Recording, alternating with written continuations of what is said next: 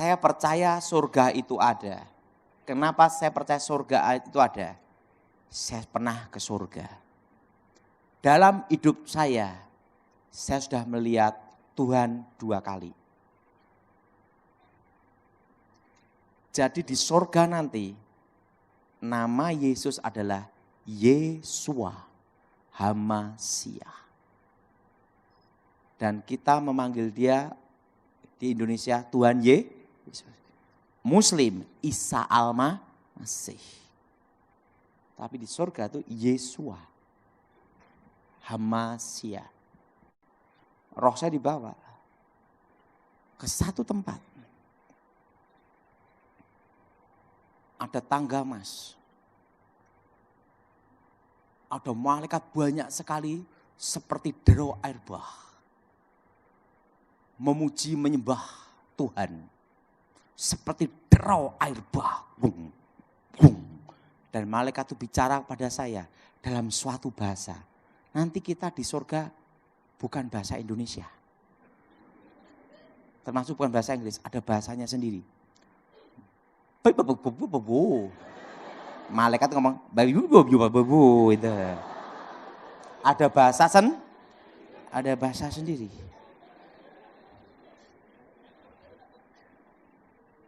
Tapi saya ngerti. Malaikat berkata, sebelum menghadap yang maha kuasa, engkau harus masuk satu ruangan dulu. Ruang maha kudus. Karena engkau dilayakkan untuk masuk ruangan itu. Saya dibawa ke ruangan itu. Tirainya terkoyak dari atas ke bawah. Dan saya terdengar nyanyian.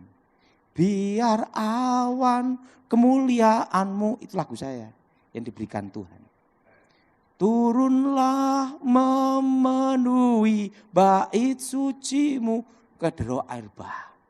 Malaikat itu berkata apa? Sebelum lagu-lagu pujian penyembahan dinyanyikan di bumi, terlebih dulu dinyanyikan di surga. Jadi lagu baru kita di bumi itu expired semua sebenarnya. Sana itu baru terus. Di sana tidak ada siang dan malam, tidak ada. Saya lihat tabut perjanjian. Malaikat itu berkata, apa yang dilihat Musa di gunung itu tentang kemah suci adalah gambaran dari tempat ini. Jadi yang dibuat Musa itu adalah replikanya. Aslinya ada di surga. Saya lihat itu, kemah itu. Mari engkau menghadap yang maha kuasa. Saya kembali ke tempat itu, ke tangga emas itu. Tidak ada matahari, bintang, dan bulan. Tidak ada. Karena yang di tahta itulah yang menyinari seluruhnya. Dan yang di tahta itu bicara, Daud, Daud, Daud, Daud. Sebenarnya engkau sudah waktumu di tempat ini. Dan ingat, di surga tidak ada orang mati. Saat ini surga hanya ada Tuhan dan malaikat. Sebenarnya engkau sudah waktumu ada di tempat ini. Tapi karena umurmu minta diperpanjang, maka umurmu akan kuperpanjang. Sebelum dunia dijadikan, sebelum dunia dibentuk, aku sudah mengenalmu dan menentukanmu. Baru saya ngerti. Kita ini percaya Tuhan, udah dikenal Tuhan sebelum dunia dijadikan. Nah, sebelum dunia dijadikan, aku sudah mengenalmu. Dan sebelum dunia dibentuk, aku sudah menentukanmu. Nah setelah itu Tuhan ngomong, tapi karena kau minta umurmu diperpanjang di muka bumi, umurmu diperpanjang di muka bumi. Aku adalah aku, akulah YHWH, Yahweh. Akulah Yesua Hamasyah. Sebelum kau kembali ke muka bumi, akan kutunjukkan apa yang akan terjadi atas hidupmu dan bangsamu di masa depan. Akulah Alfa, akulah Omega. Kayak layar lebar. Hari-hari yang akan terjadi. Indonesia akan dipulihkan Tuhan 25 tahun. Dimulai krisis 98. Tapi sebelum pemulihan Indonesia akan terjadi krisis ekonomi. Anginnya akan dimulai 2018, 2019, 2020. Krisis. Stagnat. Itu bulan 6, bulan 7, 2020. Tidak maju, tidak mundur. Sampai 2023. Indonesia mengalami pemulihan ekonomi. Nah, jelas? Jelas? Nah, Indonesia terpecah menjadi 3 negara. 1, Timor Leste sudah lepas. Kedua akan menyusul. Hari yang akan terjadi. Yang 2 mana Pak Daud? Tidak dikasih tahu. Pokoknya 2 menyusul. Hari yang akan terjadi. Santuan ngomong, mari kutunjukkan di rumah Bapakku banyak tempat tinggal. Saya diajak jalan satu tempat. Saya tanya sama Tuhan, Tuhan, kapan engkau datang? Engkau tidak perlu tahu masa dan waktunya. Karena tidak ada seorang pun nabi atau malaikat yang tahu kapan aku datang.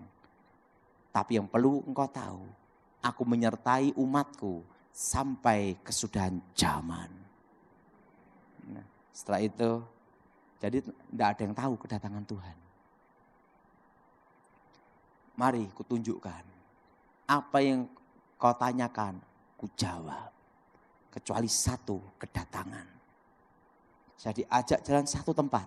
Lantainya emas semua. Dan di situ ada tembok kayak benteng air mengalir. Kayak terbuat dari apa? Batu blue safir, batu emerald, batu paparaca, batu cat eye.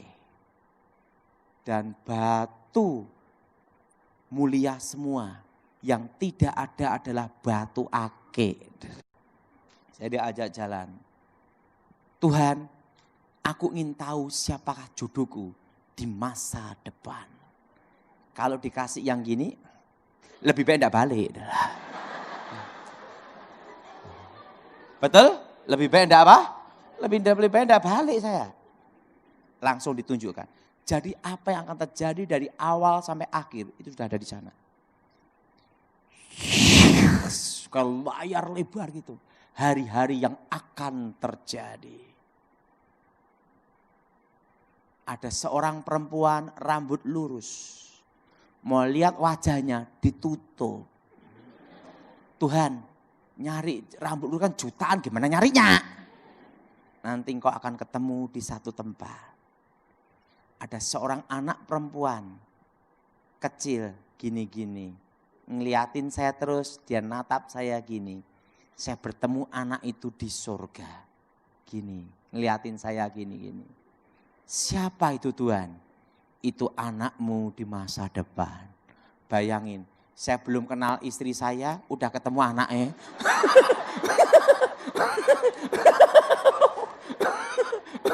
Bayangin. Jadi saya lihat anak saya duluan. Padahal dia belum dibikin aja belum dah.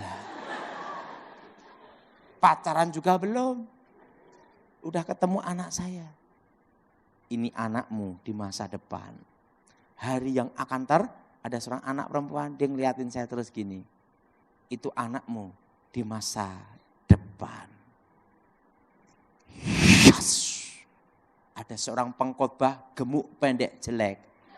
Siapa itu Tuhan? Itu kamu di masa depan. Yes.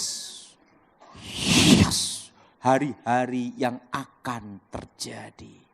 Yes. Tuhan, sudah waktunya kamu kembali. Tuhan, sebelum aku kembali, ada satu permintaanku. jangan engkau tolak sampai aku kembali ke tempat ini. Apapun permintaanmu, kukabulkan kecuali satu, kedatangan. Tuhan, aku minta satu aja. Jawab iya dulu. Engkau kan tahu dari awal sampai akhir. Sudah waktunya balik, enggak mau. Jawab iya dulu. Sudah waktunya balik, enggak mau. Minta satu aja saya. Baiklah, apapun permintaanmu kukabulkan, kecuali satu, kedatangan. Tuhan, jangan beri aku kekayaan. Nanti kalau aku kaya, lupa siapa engkau. Dan jangan beri aku kemiskinan, karena orang itu susah, modal hanya nekat. Aku minta satu aja, apa itu? Cukup bisa beli apa-apa.